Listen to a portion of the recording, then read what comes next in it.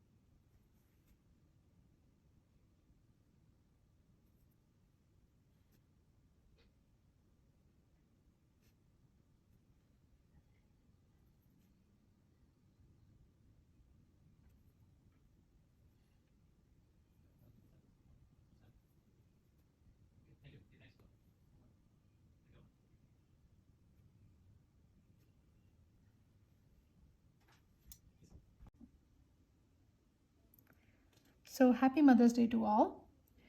And while painting this card for my mother, who's not with us anymore, we lost her about 3 years ago. It was a bittersweet experience, thinking about her and all the memories coming back. But regardless, it is done exactly like how she would have preferred. She loved flowers in nature, especially wildflowers. So that's what inspired me to do this design. And I'm sure this would have brightened her day.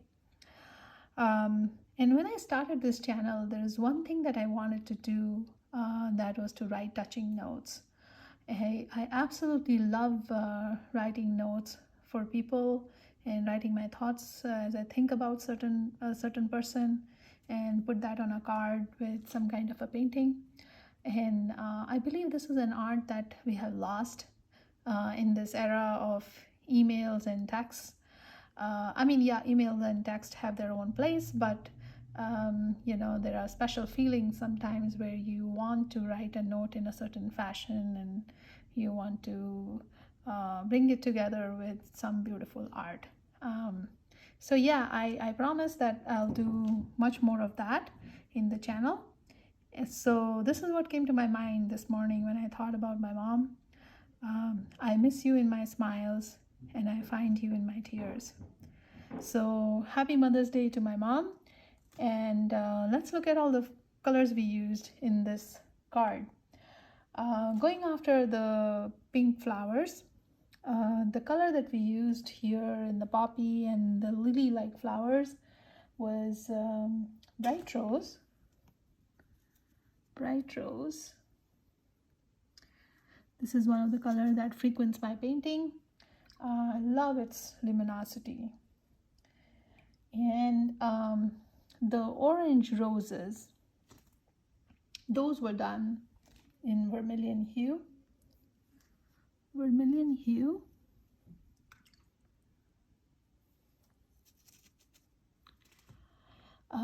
Going after these deep red flowers, again lily-like flowers, those are done in Crimson Lake. Crimson Lake.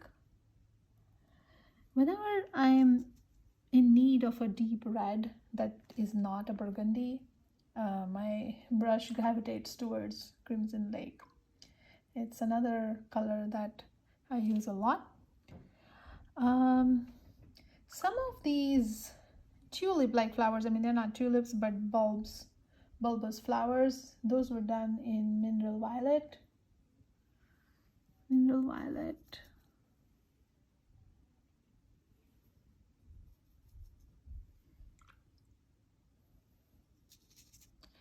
Mineral violet. The yellow flowers, some roses and these wildflowers, were done in, believe it or not, 2 yellows. I mean, you would say that for such tiny flowers, why did I need to use 2 yellows? But I did. So one yellow that I used was the Nicolazo yellow. Nicolazo yellow. And the other one was cadmium yellow light. Cadmium yellow light. I mean, cadmium yellow light is a bright yellow, just look at it. I mean, even in this small patch, you can see the difference. Nicolazo yellow is transparent, and cadmium yellow light is far more brighter, a little bit of opacity to it. I mean, I haven't done the opacity test, but I'm sure it's a little bit more opaque than Nicolazo yellow. So those were pretty much the flowers. Now, going after the greens, the light and the bright leaves were leaf green,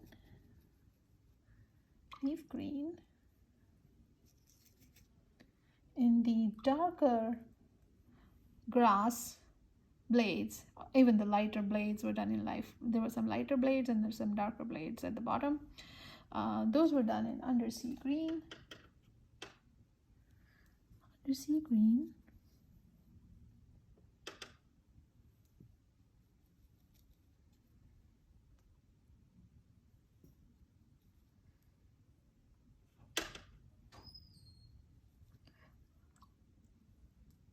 Undersea green.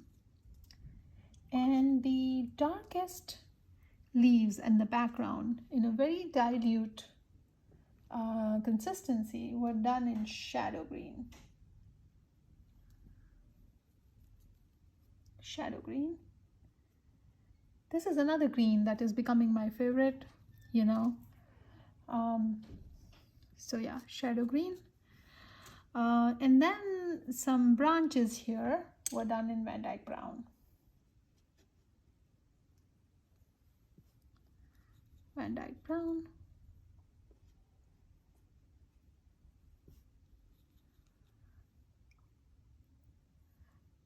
So yeah, I hope you enjoyed this video, and I hope this will give you some ideas on if you wanted to do a wildflower card. And so if you like it and if you used some of it, I would consider this video successful. So happy Mother's Day to all, and I hope you have a great time.